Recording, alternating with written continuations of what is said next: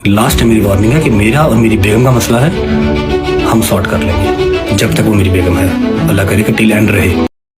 तो my YouTube family, रजब भट्ट ने own और ईमान को लास्ट वार्निंग दे दिया और कहा कि जो आप लोगों ने टिकटॉक लाइव पर आकर बातें की आइंदा में ये ना सुनो। और ईमान को भी लास्ट वार्निंग दे दिया कि जो ओन की बैक साइड पर खड़ी होकर तुम बातें करती हो, आइंदा मुझे टिकटॉक लाइव या किसी ब्रॉड पे नजर ना हो। अगर तुम मेरी बीवी रहना चाहती हो, अब जो जब तक तुम मेरी बीवी हो, बेशक सारी ज़िंदगी के लिए हो या जब तक के लिए हो, वो मैं नहीं बता सकता, तब तक के लिए तुम मुझे कहीं टिकटॉक पर या कहीं नज़र ना आना। अगर आई तो मुझसे बुरा कोई नहीं होगा। और ओन को भी धमकियाँ लगा दी हैं कि तुम मेरे भार नहीं उठा सकती, इतनी तुम्हारी कमर नहीं, तुम अपनी सिर्फ माँ का ख्याल रखो, अपना ख्याल रखो, तुम्हारे लिए यही बेहतर है, वरना तुम मेरे से पूरे नहीं आ सके। अगर अपनी बहन का गर्भ बसाना चाहते हैं, अगर अपने चाहते हैं कि अपनी बहन खुश रहे, तो उसको और कहो कि टिकटॉक लाइव पर ना आए और ना ही पीछे बैठ के उंगलियां अपनी दिखाए और ना ही इस तरह का। जब मुझे ज़रूरत होगी कि मैं उसको लाइव लेकर आऊँ या व्लॉग में लेकर आऊँ तो मैं खुद ही ले आऊँगा। इस तरह की फजूलियात मुझे पसंद नहीं। और रजब भट्ट ने कहा मैंने तो आज तक गिला नहीं किया कि मेरी जबकि शादी हुई है मैं एक दिन भी घर नहीं सोया, एक दिन भी मेरी लाइफ में मुश्किलें इतनी कू बन गई मेरे पे पर्चे मैंने नहीं कभी।